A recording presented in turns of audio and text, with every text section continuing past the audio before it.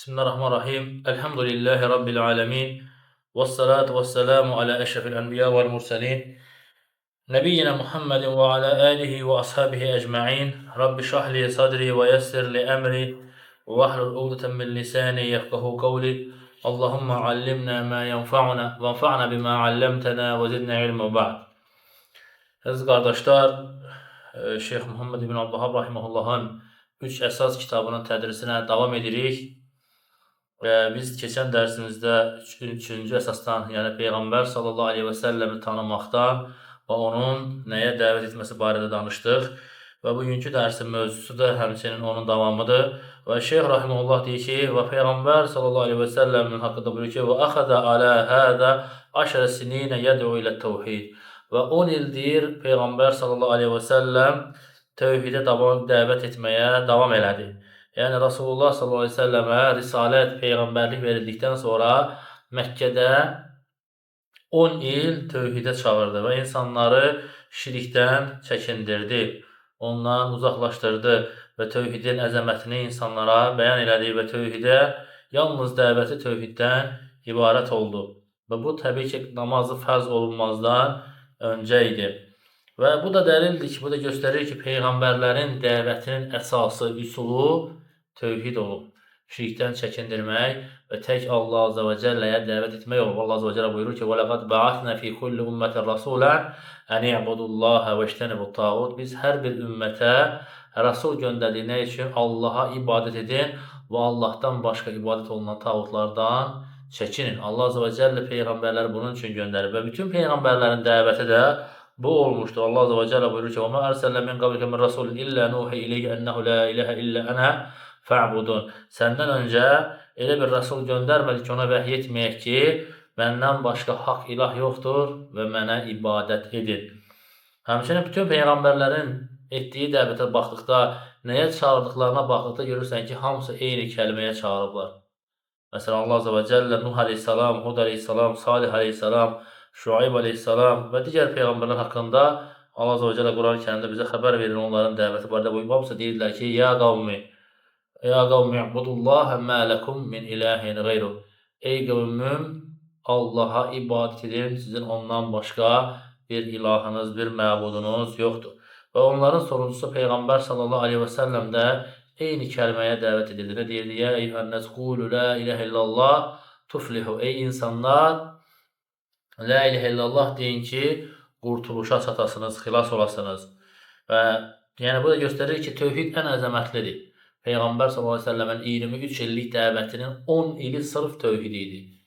Digər 13 ilində İslamın digər şəri əhkamları nazil oldu, lakin o 13 ildə də tövhid yenə onunla bərabər tövhidə dəvət oldu. Yəni Rasulullah s.ə.v göndərildiyi gündən vəfat etdiyi günə qədər dəvətin oldu, tövhid oldu. La ilahə illallah deyin, qurtuluşa çatasınız sözü ilə dəvətə başladı və yatağında, xəstə yatanda son sözlərindən biri də nə idi? Vəfatından bir neçə gün öncə Allah Yahudi və Xristiyanlara lənət eləsin, peyğəmbərlərin qəbirlərinin üzərində məscidlər inşa etdirərdi. Yəni, Ayşə anamız deyir ki, onların etdiyindən çəkindirərək bu sözü dedi. Yəni, onların əməlindən Peyğəmbər sallallahu aleyhi və səlləm çəkindirirdi. Yəni, bu da tövhid idi, şirkdən çəkindirmək idi.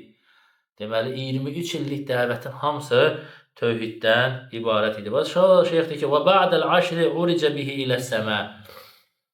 Bu 10 ildən sonra o səməyə meyraca qalıqdı. Yəni, bu Peyğəmbər s.ə.v-in meyrac hadisəsini şeyx zikr eləyir.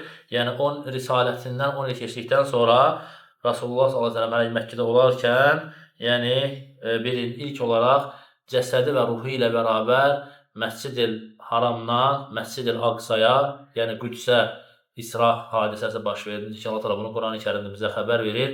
Subhanəllazi əsra bi'abdihi leylən minəl məscidil haram iləl məscidil aqsəllazi barakna havlehu linuriyahu min ayatina.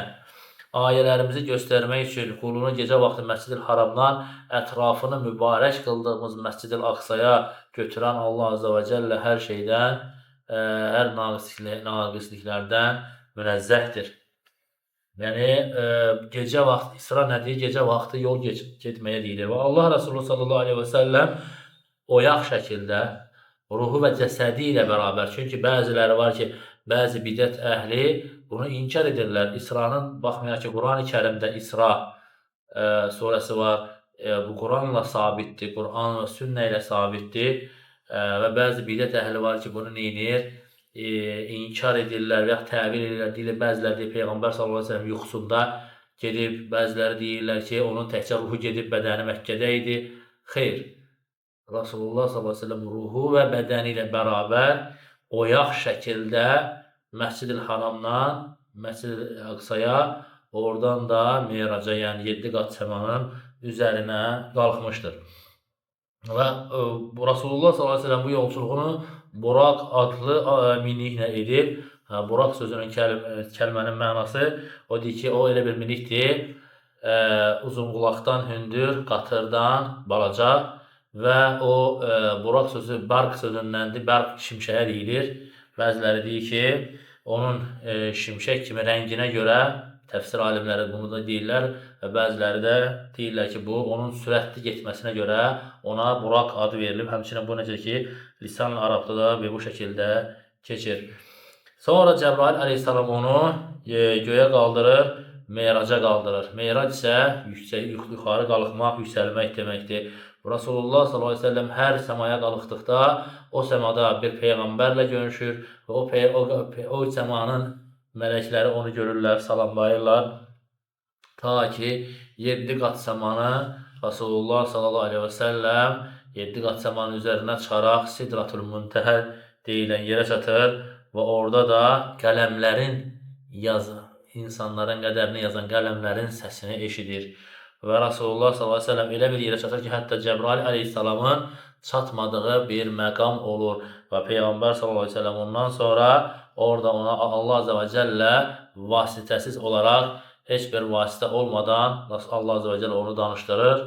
Yəni o da beləliklə Rasulullah sallallahu əleyhi və səlləm kəlimullah olur. Allah azza və cəllə, yəni bilin ki, Peyğəmbər sallallahu əleyhi və səlləmə bütün özü ondan öncəki peyğəmbərlərə verdiyi özəlliklərin hamısını Rasulullah sallallahu əleyhi və səlləmdə cəm etmişdir. Hər bir peyğəmbərin bir özəlliyi var idi, biz bilirik. Musa əleyhissalamın özəlliyi nə idi? Kəlimullah olması, Allahın onunla kəlmələşməsi, danışması. Heç bir mələk olmadan, vasitəçi olmadan. Eyni xüsusiyyəti Peyğəmbər sallallahu əleyhi və səlləmə verildi. Allah azza və cəllə deyir ki, "Vəttəxədəllahu İbrahimə xəlilə." Allah İbrahim özünə xəlil seçdi. Rasulullah sallallahu əleyhi və səlləm deyir ki, Allah İbrahimi xəlil seçdiyi kimi məni də özünə xəlil seçdi. Xəlillik mərtəbəsinə də İbrahim əleyhissalam yüksəltdiyi kimi Peyğəmbər sallallahu əleyhi və səlləm də yüksəldi. Bütün hər hansı bir peyğəmbərə nə özəllik veribsə, hamısını Rasulullah sallallahu əleyhi və səlləmdə Allah azza və cəllə cəm etmişdir. Özü onu Musa əleyhissalamla yerdə danışdı, amma Rasulullah sallallahu əleyhi və səlləm isə 7 qat səmanın üzərinə qaldıraraq orada ona vəhy etmişdir. Və sonra deyir ki, orada ona 50 vaxt namaz fərz olundu. Sonra Peyğəmbər sallallahu əleyhi və səlləm geri qaydanda Musa əleyhissalamla rastlaşır. Musa əleyhissalam soruşur ki, nə əmr olundun? Deyir, 50 vaxt namaz əmr olundum. Deyir ki, geri qayıt, Rəbbindən yüngülləşdirməsini istə. Çünki mənim ümmətim ondan da azına əmr olundu, lakin yerinə yetirmədi. Və Allah Resulü sallallahu əleyhi və səlləm geri Rəbbinə qayıdır və azaltmasını istəyir. Allah azza və cəllə 10 namaz azaldır. Təkrar Musa əleyhissalamın yanına gəlir. Eyni sözü Musa əleyhissalam təkrar deyir. Və Rasulullah sallallahu əleyhi və səlləm təkrar gedir. Ta ki 50 namazdan 5 vaxt namaza qədər azaldır. Sonra Allah azza və cəllə buyurur ki, o 5'dir, sayda 5'dir, lakin əcrdə 50'dir. Savabda 50'dir. Yəni kim 5 vaxtı doğru dürüst qılarsa 50 vaxt namazın savabını qazanır. Çünki savablar 10 mislində verilir. Sonra o Beytül Məqdisə inir. Bütün peyğəmbərlər də onunla bərabər Beytül Məqdisə inir. Və Rasulullah sallallahu əleyhi və səlləm Qüdsdə bütün peyğəmbərlərə imamlıq edib namaz qıldırır. Sonra isə Buraq atının bir miniyinə minərək təkrar Məkkəyə, həmin gecə Məkkəyə qayıdır. Və bunu da yuxuda gördüyünü və estağfurullah, bunu həyatda başına gələni insanlara danışır və bəyan edir ki, bu yuxuda deyildi. Bu oyaq şəkildə idi. Və Məkkə müşrikləri başlayırlar bununla eyləməyə. alay etməyə, istehza etməyə ki, bir gecədə oyaq şəkildə bizim bir aylıq getdiyimiz yola getdin, oradan göyə qalxdın, sonra təkrar yerə endin, sonra həmin bir aylıq yolu da bir gecədə təkrar Məkkəyə gəldin və başlayırlar, deyirlər, fürsət bu fürsətdir. Müsəlmanları dinlərində şəkki salmaq üçün fürsətdir. Və birinci gəlirlər kimdən başlayırlar? Əbu Bakr radiyallahu anhudan başlayırlar. Deyirlər, dostunun nə dediyindən xəbərin varmı? Əbu Bakr radiyallahu anh deyir, nə deyir? Deyirlər ki, dostun deyir ki, mən bir gecədə İsra Məkkədən Qüdüsə getdim, oradan göyə qalxdım, sonra təkrar Məkkəyə döndüm. Əbu Bakr radiyallahu anh deyir, doğrudan da bu sözü dedi mi? Deyirlər, bəli dedi. Deyir, əgər dedisə, doğru deyir. Çünki mən onu ondan daha əzəmətli, daha böyük şeylərdə təsdiq edirəm. Yəni, o deyir ki, mənə göydən vəhiy gəlir, Allah mənə vəhiy edir, mən o şeydə ona iman gətirmişəm adamam. Buna mı iman gətirməyəcəm? Əgər deyirsə, doğru deyir. Ona görə Peyğəmbər sallallahu əleyhi və səlləm nə ləqəb verir? Siddiq ləqəbini verir. Əbu Bakr radiyallahu anh'a bu əməlinə görə Siddiq ləqəbini verir. Siddiq nədir? Təsdiqləyəndir. Peyğəmbər sallallahu əleyhi və səlləmi təsdiqlədiyi üçün ona Siddiq ləqəbini verir. Və müşriklərin də o fürsət axtarması nədir? Boşa çıxır. Sonra Peyğəmbər dedi ki, Peyğəmbər sallallahu əleyhi və səlləm deyir, Məkkədə 3 il namazları qılır. 3 il Məkkədə qaldığı müddətdə Peyğəmbərliyin 10-cu ilindən 13-cü ilinə qədər Məkkədə namazları qılır. Və ba'dəhə umira bil hicrati iləl Mədinə. Bundan sonra isə Mədinəyə hicrət eləməyə əmr olundu. Və müşrikləri, onların vətənini tərk etməyi ona əmr olundu. Ki, dinini izhar edə bilsin, Allahın dininə dəvət edə bilsin. Və çünki bu əməl farz vaciblərdəndir. Çünki Məkkə əhli onun dəvətini yaymağa mane olurdular. Və ənsarlar da, Mədinədən gələn ənsarlar da onunla görüşdülər, ona bəyyət etdilər ki, əgər Mədinəyə gələrsənsə, sənə biz yardım edib sənin dəvətini yaymağa kömək edəcəyik. Və bundan sonra şeyx buyurur ki, vəl-hicratu, hicrətin tərifindəki hicrət, əl-intiqalu min bələdi şirki ilə bələdil İslam. Şirk ölkəsindən İslam ölkəsinə köçməkdir. Vəl-hicratu faridatun alə hədihil ümməti min bilədi şirki ilə bələdil İslam. Deyir ki, hicrat bu ümmətin üzərinə şirk ölkəsindən müsəlman ölkəsinə köçmək olaraq bu ümmətin üzərinə fərz qılınmışdır. Və hiyə bəqiyyətun ilə ən təqumə əs-sə'a. O da qiyamət qopana qədər onun hökmü davam edəcək. Yəni, hicrətin deməli tərifi nədir? Şirk ölkəsindən, küfr ölkəsindən İslam ölkəsinə köçməyə deyilir. Və hər ölkəsini tərk edən lüğəti baxımdan da mühacir sayılır. Amma əslində isə mühacir nədir? Yəni, insanın küfr ölkəsini tərk edərək İslam ölkəsinə köçülməsinə deyilir. Və hicrətin buyurulmasından məqsəd şeyx buyurur ki, insanın, qulun öz dinini qoruması, dinin aradan qalxmasına və yaxud naqisləşməsi, imanının zəiflənsindən dinini qoruması üçündür və eyni zamanda fitnələrdən qaçmaq üçündür və İslamın şüarlarını izhar etməkdən qorxduğun halda hicrət vacib olunca ki, Şeyx İslam buyurur bu barədə, insanın deyir şirkdən salamat qalması yalnız şirk əhlindən uzaq qalmaqla mümkün olur. Şirkdən salamat qalman sənin şirk əhlindən uzaq qalmanla salamat olur. Və çünki insan toplumdan təsirlənir, ətrafında olub duran, oturduqları insanlardan təsirlənir, onun salihliyi, onun təqvası təsirlənir. Və ona görə də hicrətin hökmü bu ümmətə fərzdir. Ki, bunun bu fərzliyi barədə alimlər icma nəql edirlər. Ki, Allah Azze və Cəllə öz Rasulullah s.ə.v və sahabələrinə orucu, zəkatı, həcci fərz etməzdən öncə onlara nəyi fərz etdi? Hicrət etməyi onlara fərz etdi. Bu barədə hətta Peyğəmbər s.ə.v-dən şiddətli bir vaid də gəlib ki, onun qadir olduğu halda tərk edənlər barədə Rasulullah s.ə.v buyurur ki, "Ənə bəri'un min kulli muslimin yuqimu beynə azhuril müşrikin." Müşriklərin arasında yaşayan hər bir müsəlmandan mən deyir, bəriyəm, uzağam. Peyğəmbər s.ə.v bəridir, sözün harada gəlirsə, o kəlimə həmin əməlin kəbəir olmasına dəlildir. Sahabələr deyir, ya Rasulullah, nə üçün? Peyğəmbər s.ə.v deyir ki, heç zaman onların ateşi yanaşı yana bilməz. Müsəlmanla kafirin bacasından, evindən tüstü yanaşı çıxa bilməz. Yəni, onlarla qonşu şəkilində yaşamaq dinimizdə qadağan olunub. Peyğəmbər s.ə.v bunu qadağan edib, hədisi Əbu Davud və Tirmizi rivayət etmişdir. Və müşriklərlə qaynayıb qarışmaq deyir, müsəlmanın dininə zərər verir. Əgər müsəlman bir ölkədə dinini izhar edə bilmirsə, dinini açıq aydın yaya bilmirsə, ona vacibdir ki, o vətəni, o torpağı tərk eləsin dinini izhar etməsi üçün və öz əqidəsini müdafiə etməsi üçün. Sən bir ölkədə əqidəvi müdafiə edə bilmirsən, açıq aydın çıxıb, mənim əqidəm bu əqidədir, bu etiqad üzərindəyəm deyib dəvət edə bilmirsənsə, deməli, sən orada qalmağın nədir? Sənin üçün fəsaddır. Və həmçinin onlarla yaşayış yerlərində yanaşı olmaq, qonşu olmaq deyir, bu kimi şeylər də insanın dininə zərər verir. Və İbn Teymiyyə rahimehullah bu barədə buyurur ki, İqtida Sırat-ı Müstəqimdə deyir ki, biz deyir, müsəlmanlar gördük ki, رَأَيْنَا الْمُسْلِمِينَ الَّذ۪ينَ أَكْثَرُوا مِنْ مُعَاشَرَةِ الْيَهُودِ وَالنَّصَارَى هُمْ أَقَلُّ إِيمَانًا مِنْ غَيْرِهِمْ مِمَّنْ جَرَّدَ الْإِسْلَامِ.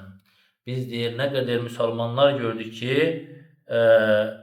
Yahudi və Xristiyanlarla bərabər kompakt yaşayır, onların imanı Xristiyan və Yahudilərlə bərabər yaşamayan müsəlmanların imanından daha zəifdir. Onların imanı daha zəifdir, deyir. Və hicrat dediyimiz kimi, hicrətdə alimlər buyurur ki, həm insanın dini faydaları, eyni zamanda dünyəvi, mühacir üçün dünyəvi faydalar vardır.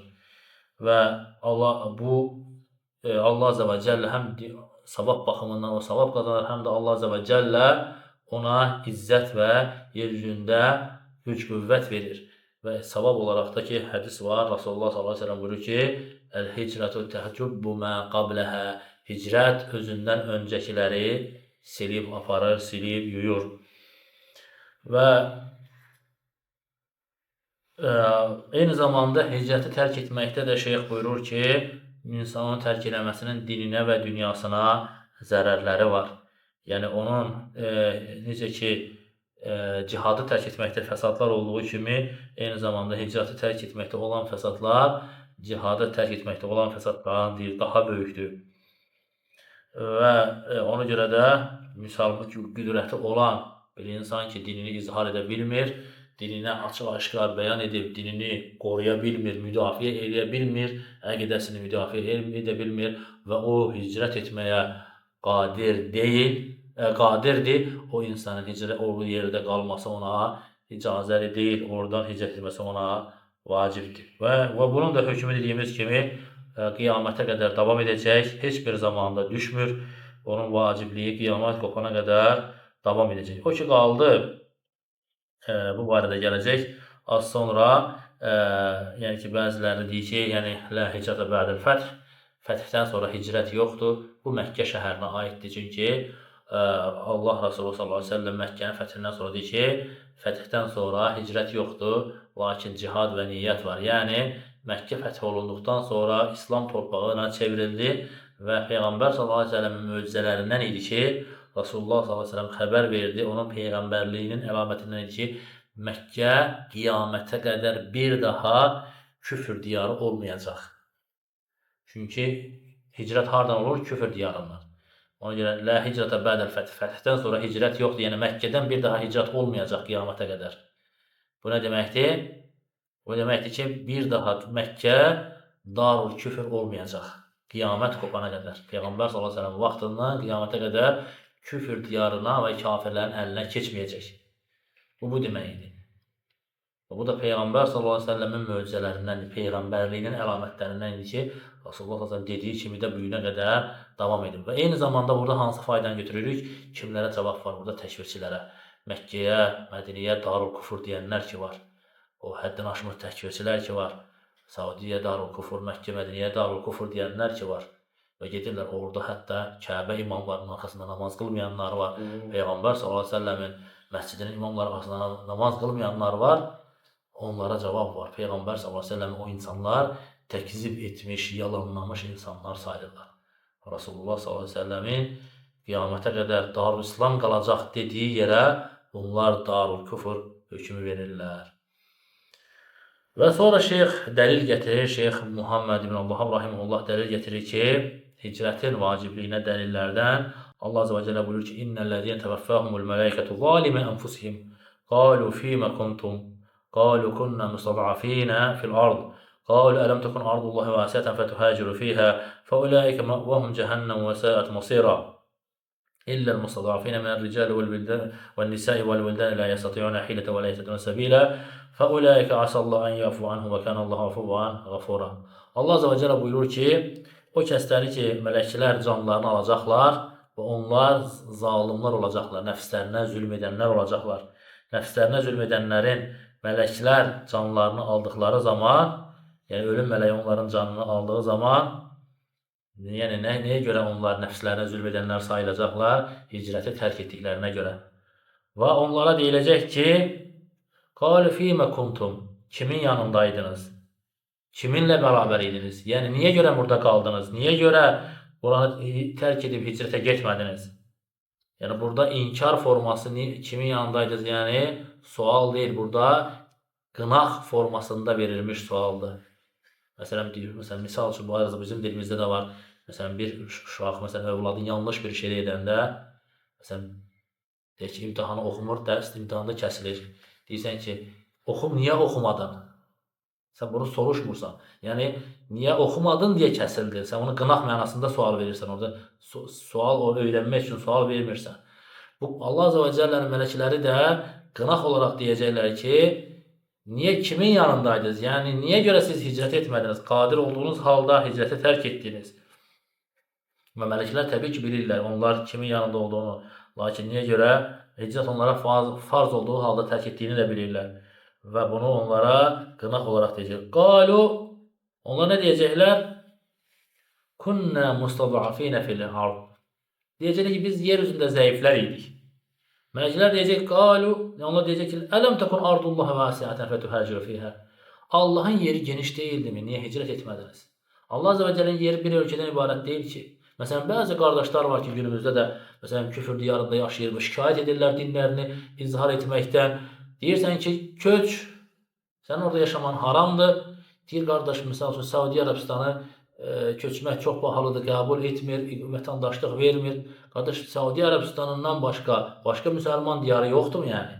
Dinini yaşayacaq yer üzündə başqa bir ölkə yoxdur mu? Yəni, sənin bir dənə qiyamət günü üzrün o olacaq ki, filan ölkə məni qəbul etmədi. Allah Azze və Cəllə sənə deməyəcəyim ki, o ölkədən başqa ölkə yer üzündə yox idi mi? Nəyi bəhanə edirsən? Və onlar deyəcək ki, yer üzündə biz zəiflərdən idik. Allah Azze və Cəllə deyəcək ki, daha doğrusu mələklər deyəcək ki, Allahın yeri geniş deyilmi, niyə hicrət etmədiniz? Fəuləikə mə'vahum cəhənnəm, onların yeri cəhənnəmdir. Və səət masirə, orada necə pis yerdir. İlləl mustad'afinə minər ricali vəl nisai vəl vildən. La yastati'un hilete ve la yehtedun sabila. Allah Azze ve Celle istisna kimlərdir? Zəif kişilər, qadınlar və həddi buluğa yaşına çatmamış gənclər, cavanlardır ki, bunlar la yastati'un hileten. Yəni müşrikləri tərk etməyə gücləri çatmır, buna qadir deyirlər, qaça bilmirlər, nə də bunların yol pulu yoxdur çıxmağa. O vaxt bilirsiniz, tək İslam diyarı Mədinə idi. Bu ayələr nazil olan vaxtı İslam diyarı haraydı? Mədinə idi. Və oraya yehtədunə səbilə, həmçinin yolu da tanımırdılar. Necə gedə bilərlər Məkkə? Çünki Məkkə ilə Mədinə arası 400 kilometrdən artıq, məsələn, bir həftəlik yol idi. Bir həftə yol getməli idilər və buna da bir bələdçi lazım idi. Bunlar Allah Azze və Cəllə onlar haqqında deyir, فَأُولَٰئِكَ عَسَى اللّٰهُ أَنْ يَعْفُوَ عَنْهُمْ. Allah Azze və Cəllə ola bilsin ki, onları əff etsin. وَكَانَ اللّٰهُ عَفُوًا غَفُورًا. Allah əff edən və bağışlayandır. İstisna kimlərdir? Doğrudan da zəif olan uşaqlar, qadınlar, xəstələr, yaşlı insanlar. Bunlar istisna deyib biz çıxa bilmirik, gedə bilmirik. Lakin bundan başqa qüdrətə çatan insanların isə orada qalması onlara icazəli deyil. Və şeyx deyir ki, əgər bunu başa düşdük ki, yəni bu ayə dəlildir ki, yəni hicrəti tərk etmək böyük günahlardandır və müsəlmana da əmr olunan küfr diyarından çıxmasıdır. Əgər müsəlman küfr diyarından ona hicrət etmək vacibdirsə, o zaman küfr diyarına səfər etmək də hökmün olur onda haram olur. Küfr diyarına da səfər etmək bu ayədən çıxan əks məfhum nədir? Necə ki, küfr diyarından hicrət etmək vacibdir İslam diyarına. İslam diyarından da küfr diyarına getməyin hökmü nə olur? Haram olur. Yalnız ehtiyac istisnadır, zəruri ehtiyaclar olarsa, məsələn, insan müalicə üçün gedə bilər. Hansı ki, o müalicə müsəlman ölkələrində yoxdur, yalnız hər hansı bir kafir ölkəsindədir. Və yaxud hər hansı müsəlmanlara zəruri bir elmdir, ehtiyacı olan bir elmdir ki, onu yalnız küfr diyarında var, müsəlmanlarda ondan yoxdursa, müsəlman ölkələrində yoxdursa və yaxud insan deyir ki, dəvət etmək üçün və alimlər ümumiyyətlə 3 dənə şərt gətirir ki, 3 dənə şərt var, gedənlər üçün də 3 şərt var. Birinci olmalı ki, insanın elm sahibi olmalı, gedən insanın elmi olmalıdır ki, onu şübhələrdən qoruya bilsin. İkincisi, din sahibi olmalıdır ki, dinində möhkəm olmalıdır ki, şəhvətlərə qarşı dözümlü olsun. Üçüncüsü də dinini izhar edə bilsin. Orada Rəbbinin ibadətini açıq-aşkar yerinə yetirə bilsin. Allahın əmr etdiyi kimi. Və müşriklərlə dostluqdan da neynəsin? Qaçsın. Amma müsəlman bunları edə bilmirsə, onun da artıq getməsi, küfr üzrə getməsi ona haramdır. Və dəlillərdən şeyx buyurur ki, ikincisi odur ki, Allah Azze ve Celle buyurur ki, Ya ibadiyəllezine əmənu innə ardı vəsiyyətun fə iyyəyə fə'budun. Ey iman gətirənlər, ikinci dəlil budur ki, ey iman gətirənlər, mənim yerim genişdir. Ey qullarım, mənim yerim genişdir. İman gətirən qullarım, mənim yerim genişdir. Fə iyyəyə fə'budun. Və yalnız mənə ibadət edin, yəni hicrət etməklə mənə ibadət edin. Bu ayənin təfsirində İmam Bağab Rahimullah buyurur ki, bu ayənin nazil olma səbəbi Məkkədə olan müsəlmanlar barədə idi ki, onlar hicrət etmədilər, Allah Azze ve Celle onları iman adı ilə çağırdı. Və bu da dəlildir ki, hicrət etməyən dindən çıxmır. Çünki Allah buyurur, Ya ibadiyəllezine əmənu. Ey iman gətirən qullarım. Allah Azze ve Celle onları kafir adlandırmadı. Deməli, o günahkar olmağı ilə bərabər amma müsəlman olan qullardır. Bu, onları Allah Azze ve Celle iman adı ilə çağırdığına görə bu əməl böyük günah olsa da onları İslamdan çıxarmır. Və sonra şeyx növbəti dəlil gətirir sünnədən, o da Peyğəmbər sallallahu əleyhi və səlləmin hədisidir ki, Rasulullah sallallahu əleyhi və səlləm buyurur ki, la tanqati'u hicratu hatta tanqati'a tövbə. Tövbə qapısı bağlanmadıqca hicrət qapısı bağlanmayacaq və tövbə qapısı da gün batdığı yerdən çıxdığı zaman bağlanacaqdır. Və bu da sünnədən dəlildir ki, hicrət qiyamətə qədər davam edəcək. Az öncə zikr etdiyimiz hədisdə dedik ki, Məkkiyə aiddir ki, Lə hicrətə ba'dəl fəth kəlməsi bu Məkkiyə aiddir ki, Məkkədən hicrət yoxdur. Məkkədən qiyamətə qədər hicrət olmayacaq. Amma istənilən küfr ölkəsindən müsəlmanın üzərinə vacibdir ki, hicrət eləsin. Və bundan sonra şeyx Peyğəmbər sallallahu əleyhi və səlləmin Mədinədəki dəvətindən danışır. Bu haqda inşallah gələn dərsimizdə danışacaq. Allahdan istəyirəm ki, bizi faydalananlardan eləsin. Eşidib yaxşısına tabi olanlardan eləsin. Subhanakallahumma bihamdik. Əşhədu an la ilaha illa ente, estəğfiruka və etûbü ileyk.